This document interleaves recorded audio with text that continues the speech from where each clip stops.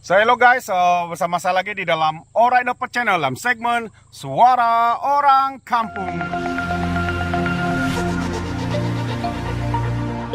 Oke, sebelum saya teruskan, jangan lupa tekan butang subscribe, like, dan share.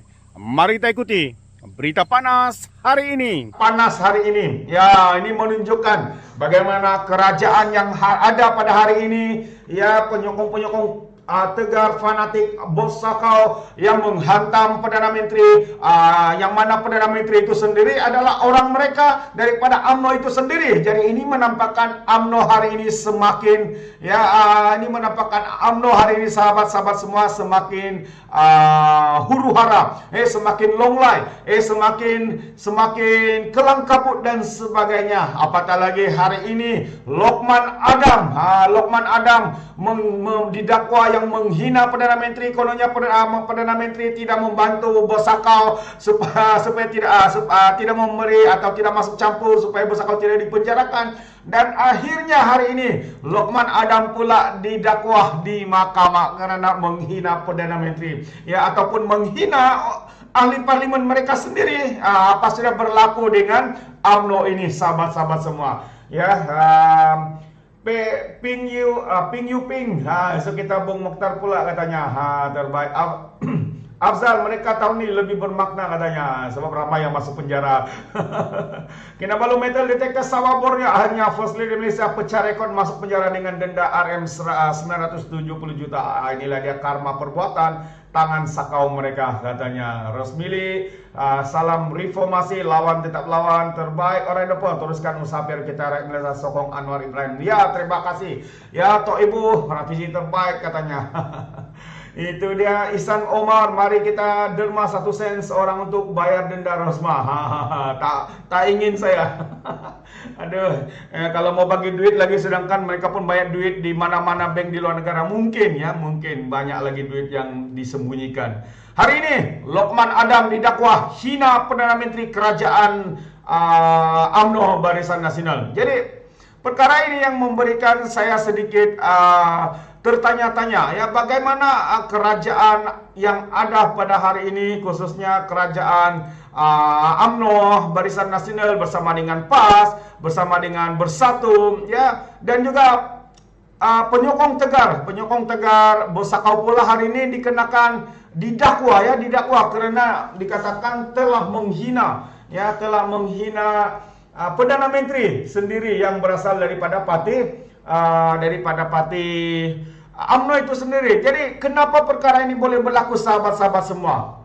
Dengan jelas hari ini kita boleh melihat, ya, bahwa UMNO sekarang ini sudah terpecah, ya, sudah berpecah, karena bos sakau sudah dipenjara, dan juga Perdana Menteri Ismail Sabri pula dengan puak-puaknya yang mahu untuk klaster-klaster mahkamah dipenjara dan sebagainya. Jadi kita boleh melihat hari ini bahwa mereka hari ini sedang menjaga buntut mereka sendiri ataupun menjaga punggung mereka sendiri, demi untuk mendapat kuasa, demi untuk kekal berkuasa dan sebagainya.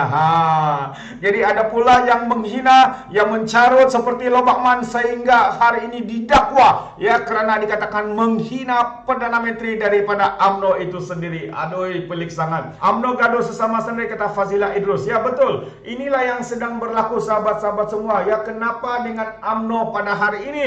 Ya, apabila satu demi satu dimasukkan ke penjara, mereka pula begitu kelihatan tidak waras, ya, sehingga penyokong-penyokong tembak orang sendiri, tembak Perdana Menteri sendiri, akhirnya mereka pula didakwa dan sebagainya. Jadi jelas mereka sekarang ini kucak-kacir, kelang kabut. Jadi bekas ahli Majlis Kerja Tertinggi Lobakman, ya, 49 mengaku tidak bersalah di Mahkamah Seksyen Kuala Lumpur hari ini terhadap 2 pertuduhan membuat dan memulakan hantaran jelik terhadap kerajaan dan juga Perdana Menteri. Pertuduhan mengikut Seksyen 233 dalam kurungan 1 dalam kurungan E Akta Komunikasi dan Multimedia 1998, Akta 588, dan boleh dihukum di bawah Seksyen 233 dalam kurungan 3 Akta sama, yang membawa hukuman denda maksimum RM 50.000 atau penjara sehingga setahun atau kedua-duanya sekali, dan denda selanjutnya RM 1.000 bagi setiap hari kesalahan itu diteruskan selepas sabitan jika sabit kesalahan. Bagi pertuduhan pertama, Perdana Menteri membabikan Perdana Menteri dia dituduh melakukan perbuatan pada jam 11 malam 20 Ogos lepas. Hantaran tersebut kemudiannya dibaca pada 15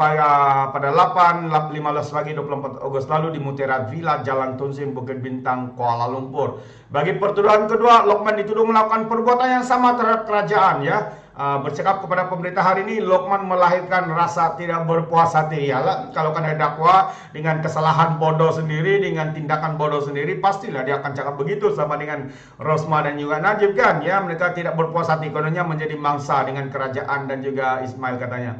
Ya, susulan selepas bekas Perdana Menteri ya Najib Razak dipenjarakan 12 tahun. Nah, karena itulah sebenarnya dia tidak berpuas hati. Dia mengatakan kononnya Ismail Sabri tidak campur tangan, tidak mau campur tangan. Nah, itulah. Jadi maksudnya saya bukan menuduh, tapi apa yang mereka lakukan di dalam kerajaan UMNO Barisan Nasional, mungkin ini yang mereka lakukan ya atas pendedahan sendiri daripada pemimpin-pemimpin seperti Lobakman ini yang menyatakan tidak masuk campur, Perdana Menteri tidak campur tangan. Maksudnya, adakah Perdana Menteri di zaman era UMNO Barisan Nasional campur tangan dalam setiap kes-kes mahkamah atau sebagainya? Ya, itu satu soalan ya, bukan satu fitnah ataupun tuduhan, tapi jelas ya dinyatakan oleh Lokman itu sendiri, dan juga ya tuduhan ataupun kenyataan daripada bekas ya, sudah bekas ya, kita panggil dia bekas sekarang sebab dia pun sudah meletak jawatan ya, bekas penasihat undang-undang kepada Perdana Menteri yaitu Azalina Osman juga memberikan kenyataan yang sama ya. Kanannya kenapa Perdana Menteri tidak melantik peguam negara daripada kalangan mereka, daripada orang UMNO ya, sebab senang untuk membuat tindakan, untuk menutup segalanya. Dan karena itu sahabat-sahabat semua, apa yang berlaku, Azalina hari ini mengumumkan sah ya, telah pun meletak jawatan sebagai penasihat khas Perdana Menteri. Itulah yang berlaku sahabat-sahabat semua. Ya, kenapa ini berlaku? Ya, karena pada selepas Najib dipenjarakan, ya mereka membuat satu convention, dan antara pemimpin yang menyatakan kenyataan yang agak mengejutkan kita adalah Azalina sendiri. Katanya kenapa Perdana Menteri tidak melantik peguam negara di kalangan mereka?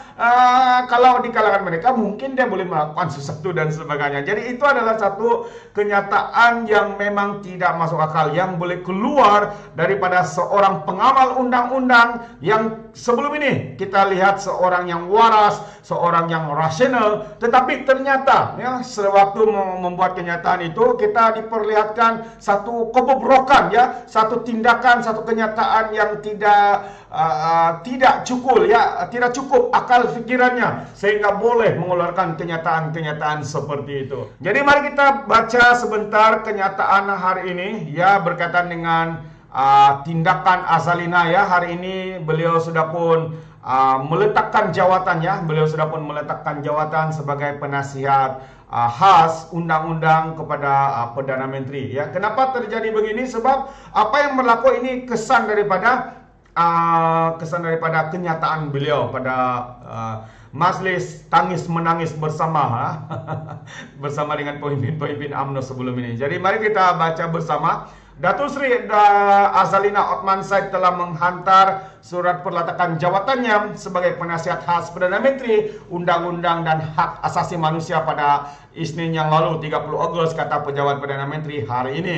Bagaimanapun PMO berkata peletakan jawatan itu hanya akan berkuat kuasa dalam tempo sebulan, mengesahkan kenyataan Azalina semalam bahwa beliau masih menjadi penasihat khas kepada Perdana Menteri Ismail Sabri. Perdana Menteri menerima peletakan jawatannya dengan tempo notis sebulan seperti yang dinyatakan dalam surat itu, kata Perdana Menteri dalam satu kenyataan. Notis sebulan adalah untuk menyiapkan kerja membabitkan kaki tangannya. Tetapi dalam tempo ini Azalina tidak lagi berkhidmat di pejabat Perdana Menteri karena dia akan diberi cuti mulai hari ini 1 September hingga pada habis bulan ini. Ya, awal minggu ini yang berlaku sebenarnya sahabat-sahabat semua. Kenapa Azalina terpaksa atau karena desakan rakyat, karena kelakuan dan juga kenyataannya itu tidak boleh diterima. Awal minggu ini timbul kabar angin bahwa beliau telah melepaskan jawatan yang di sana sejak tahun lalu selepas beliau mengkritik kerajaan ketika taklimat khas Presiden UMNO yang diadakan pada Sabtu yang lalu 27 Ogos berikutan pemencaraan Najib Razak. Ya, untuk rekod, Azalina dilantik ke jawatan berkenan pada 2 Oktober 2021. Beliau dilantik sebelum melepas meletak jawatan sebagai timbalan yang dipertua Dewan Rakyat pada 23 Ogos dan beberapa alasan. Antara alasan berkenaan termasuklah kapasiti moral pribadi yang mana katanya terdapat konflik peranan dan tanggung jawab antara majlis menjadi ahli majlis tertinggi UMNO dan juga ahli parlimen dalam sebuah kerajaan gabungan. Ya, itulah dia. Jadi sahabat-sahabat semua, apakah penyebab sebenarnya Azalina meletakkan jawatan? Ya, saya percaya kita sedia tahu apa yang dinyatakannya itu adalah sesuatu yang tidak dapat diterima, yang membongkarkan mungkin kegiatan mereka di dalam era kerajaan UMNO Barisan Nasional, melantik program negara demi untuk melindungi mereka, menyembunyikan fakta yang mungkin itu yang berlaku sehingga akhirnya beliau sendiri meletakkan jawatan, mengantar surat peletakan jawatan. Itulah yang berlaku sahabat-sahabat semua. So, oke guys, sebelum kita mengundurkan diri seperti biasa, peribahasa mengatakan tak apa pun kanggap 2 ton keinginan. Sekian, bye bye.